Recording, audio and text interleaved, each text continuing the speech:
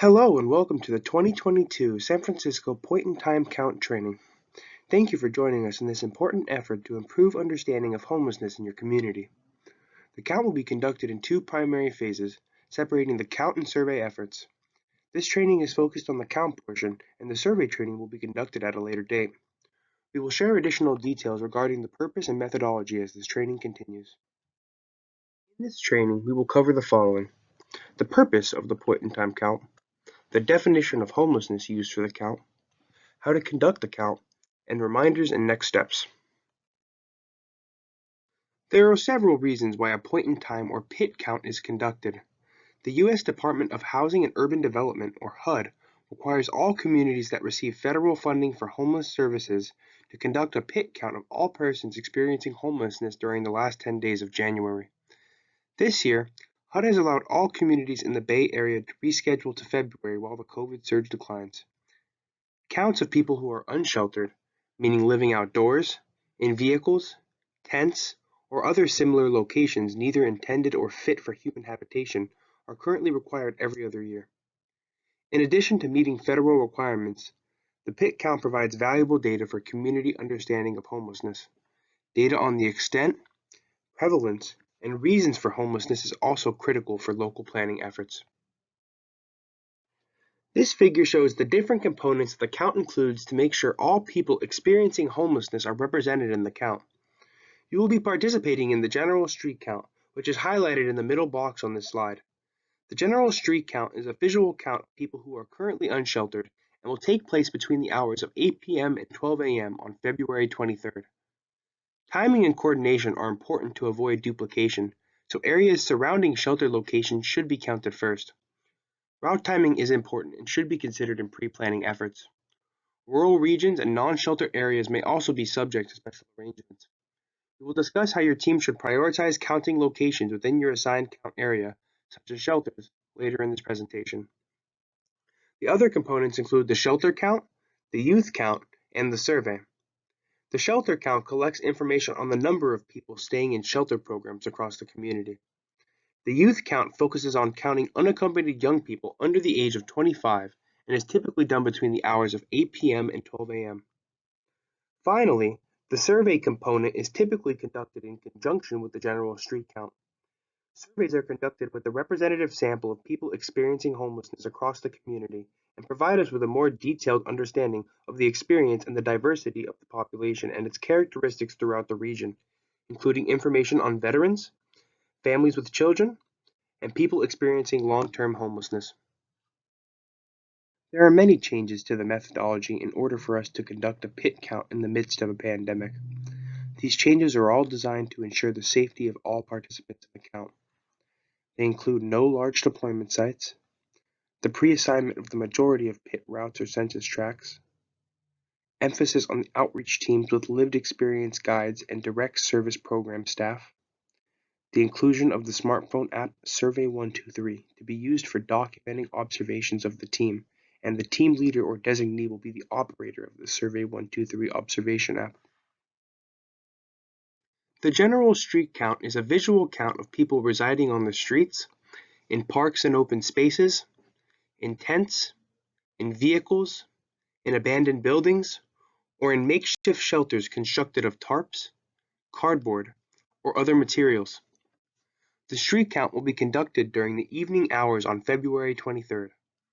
To avoid duplication, we ask you count the areas surrounding shelters first. All areas on your assigned route map need to be canvassed through driving or walking. There will be three types of participants in the general street count: volunteers, guides, and outreach workers.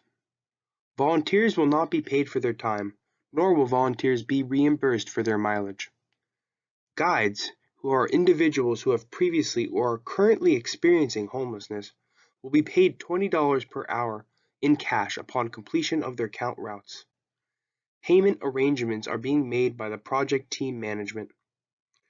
Outreach workers who have more of a day-to-day interaction with the homeless population will be compensated for their time in the count, either through their organization's comp time or via cash stipend. Outreach workers should contact their project lead for details. If you have not already, We highly encourage your team to designate a team lead. If your team has been assigned a driving route, you should have one designated vehicle to transport your team members. The Survey123 data collection app should be downloaded on the smartphone of at least one team member. For more detailed instructions on how to download and use the Survey123 app, please refer to the Survey123 tally sheet training video.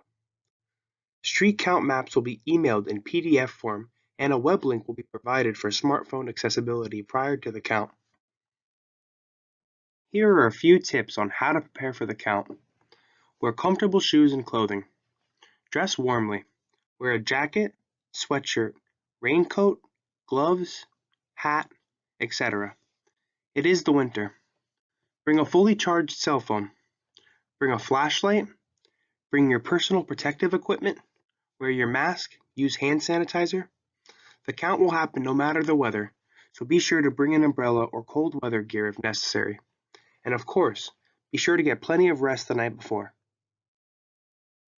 Here you can see what to expect on the night of the count.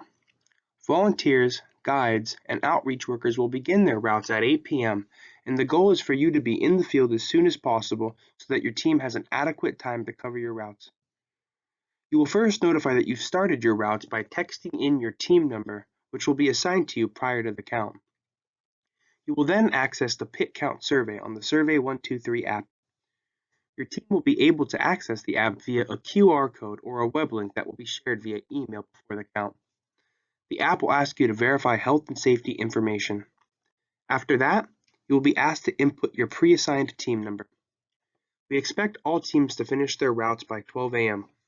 Please call us if you think you need to be out any later than 12 a.m. or if you need additional help to complete your assignment. We strongly encourage you to conduct as thorough of a count of your assigned maps as you can. The next set of slides will outline how to use the data collection forms that you will use on the night of the count. Each team has been assigned to specific routes. This slide is an example of a route map. Prior to count day, each team will be sent maps of their routes via email and a link to a Google smartphone version to use on the night of the count. Your route will be outlined. Please stay within the tracked border. Often, the boundary of your route is a street. If the borderline is a street, count the people on the inside of the street or the side of the street that connects with the rest of your route. If there is someone moving back and forth across the street, you should count them. Please cover all areas within your route. Be sure to drive or walk down every street. Count on both sides of each street unless it's a route border.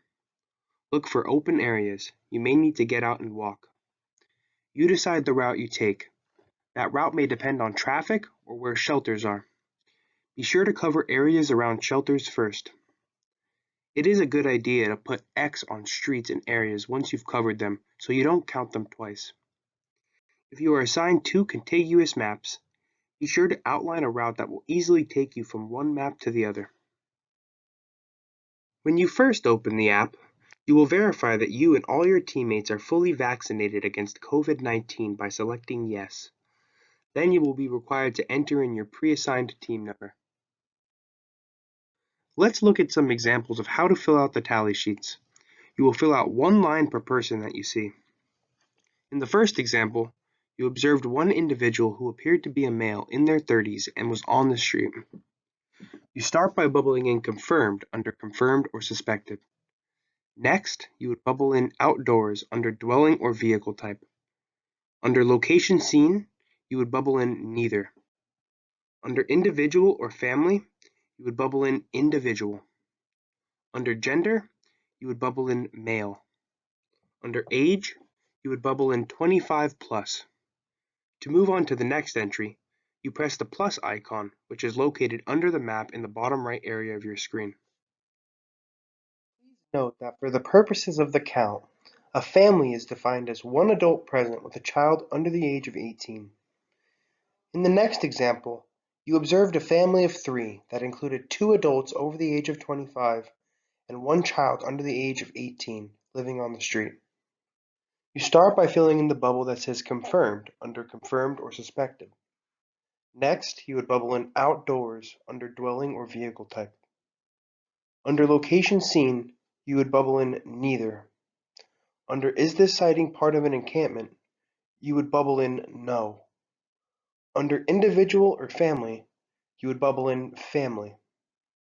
Under how many total family members, you would press the plus button 3 times to indicate that there are 3 total family members.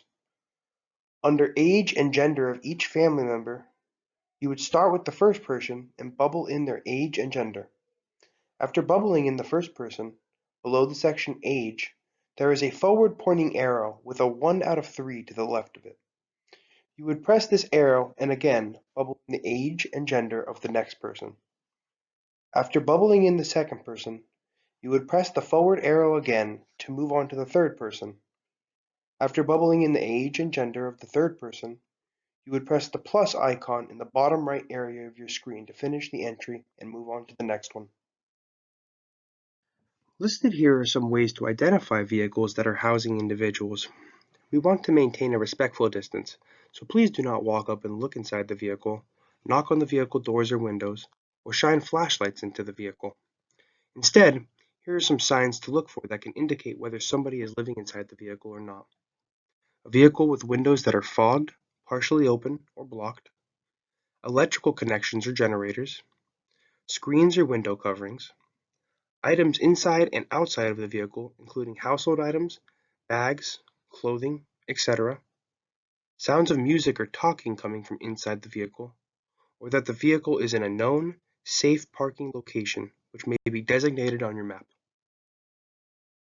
If you find a car, RV, or van that looks inhabited based on signs detailed on the previous slide, but you cannot determine how many persons are residing in the vehicle, you start by pressing Suspected under Confirmed or Suspected. Next, under Dwelling or Vehicle Type, you would bubble in Car, RV, or Van, depending on what type of vehicle it is. Under Location Seen, you would bubble in Park, Beach, or Neither, depending on where the vehicle is located. Additionally, we ask that you record the last 4 digits of the license plate number of each vehicle you include in the count. The reason we request that you document the last 4 digits of the license plate number is to help us avoid count duplication. Vehicles move quickly, and this helps ensure vehicles are not counted twice. The field for listing the last 4 digits of the license plate number is located below the section entitled Location Seen. After that, you would submit the entry and move on to the next one by pressing the plus button in the bottom right area of the screen. We take privacy and confidentiality of people experiencing homelessness seriously. Please note that vehicles are not traceable or able to be tracked down using these numbers. Additionally, these numbers are only for the use by the research consultant team from Applied Survey Research and will not be shared with any persons, organizations, or authorities outside of ASR. The next set of slides will outline safety tips to keep in mind on the night of the count. Safety is a top priority while out in the field. Please take note of the following items when you are out conducting the count. In the midst of COVID, please wear a mask at all times, use hand sanitizer, and maintain social distance from others. If you are in a driving route, we highly encourage you to roll down your vehicle's windows. Do not approach individuals and ask them if they are experiencing homelessness. Please observe and document observations only. Do not take photos while out in the field to protect the privacy of those being counted. Please keep all locations and information confidential and do not discuss them after the count in social media or other public forums. Stay with your teammates, be respectful of those you are counting, and if you have any problems or questions, call or text Alex at Applied Survey Research. Once again, safety comes first for all count participants. If an area seems too unsafe to cover, do not enter it. Mark the area on your map and notify Alex at Applied Survey Research when you're completed with the count. Some of these areas will have special teams to cover them. If you have a true emergency, please call 911. We will be in touch with you regarding any new information, as well as reminders as we approach the day of the count. Please feel free to contact us at the listed email or phone number with any questions. Thank you in advance for your participation in the 2022 San Francisco Point in Time Count. We couldn't do this without you, and we look forward to seeing your great work.